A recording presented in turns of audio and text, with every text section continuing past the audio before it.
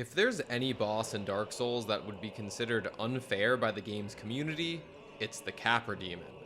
But given that my opinions on Dark Souls are objectively correct, it is my duty to inform you that you are wrong about the Capra Demon.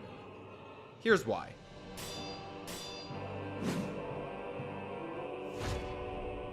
To be clear, I don't believe this gangly goat is one of the best boss battles in Dark Souls. While I do believe that it's severely underrated, Knight Artorias the Capra Demon is not. But it does represent an above-average fight that serves a much more important purpose in the overall game than it might initially appear. Once you step through the fog gate, you're immediately put under pressure, as two dogs charge at you and the boss prepares to flatten you into the ground with a pair of large machetes. There's hardly any time to think before you're put on the defensive, and it's difficult not to let the panic overtake you. That sense of panic is increased tenfold when you take in your surroundings and realize that this boss arena is a single cramped room with a staircase that leads to nowhere. You've essentially walked into an ambush, but this is fitting for the lower Undead Burg. Both in and outside of the boss room, the lower Undead Burg is characterized by traps like these, of assassins popping out at you from behind doors, and dogs leaping over the frame rate reducers to tear out your throat. In fact, I'd wager that this grueling runback to the Capra Demon is a major contributor to its bad reputation.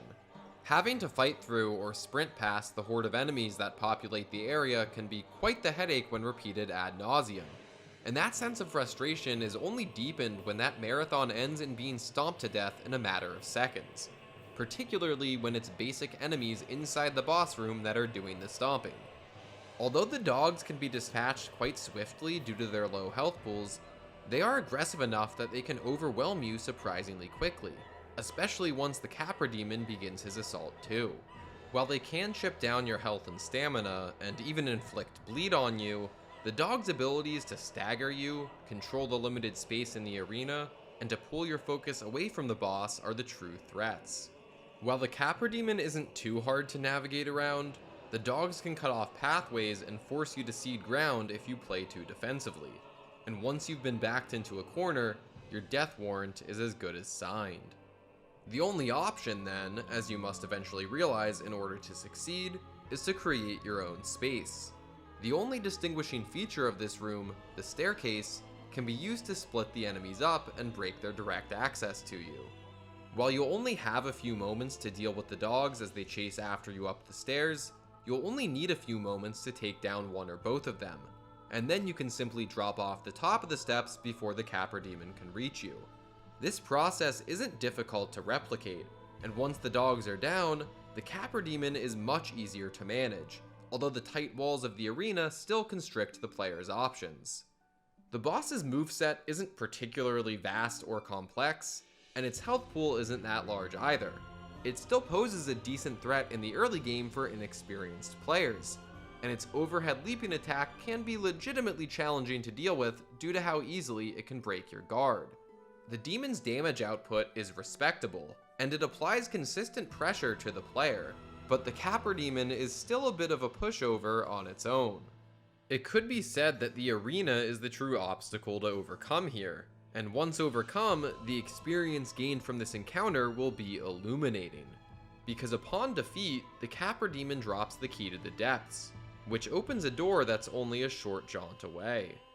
The depths is an area defined by its tight corridors, multitude of enemies, and sudden ambushes, and this is why we shouldn't always evaluate boss fights in a vacuum. In complete isolation, the Capra Demon, dogs included, isn't an especially great boss. But given that it directly precedes an area that involves fighting in cramped spaces against lots of enemies at once, it's the perfect way of teaching players how to succeed in a hostile environment like the depths. If you don't know how to use the level geometry to your advantage as you navigate this poorly maintained sewer system, then you're gonna have a bad time.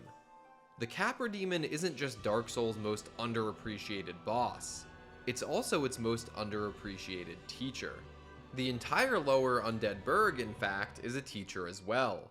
Notice how the street starts out fairly wide, but gets narrower and narrower as you approach the fog gate, forcing you to adapt to fighting off surprise attacks from enemies in enclosed hallways. The level prepares you for the boss, and the boss prepares you for the next level. So yes, you're wrong about the Capra Demon. After more than 12 years, it's time for the Dark Souls community to put some respect on the Capra Demon's name. It's time for people to admit that they never really understood the Capra Demon, and that they hated him because of that.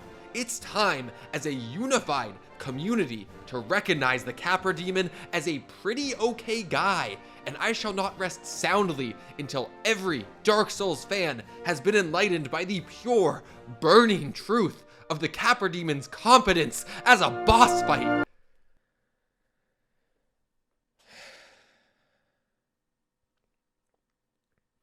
Well, while we're here, let me tell you why you're wrong about Blighttown too.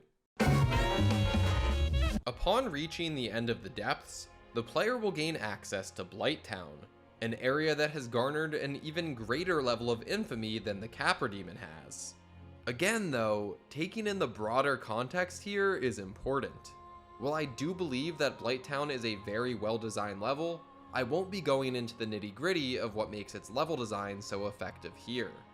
Instead, let's agree that Blighttown is an incredibly oppressive area that is difficult to traverse, and examine how it fits into the game's world design. Dark Souls 1's world design is its most consistently lauded feature, but I'd argue that the game's world design isn't good simply because it's interconnected.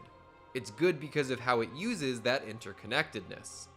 Blighttown isn't truly scary because it features enemies that fire toxic darts at you, rickety platforms that threaten to send you tumbling to your death, and a massive poison swamp that slows your movement and drains your health.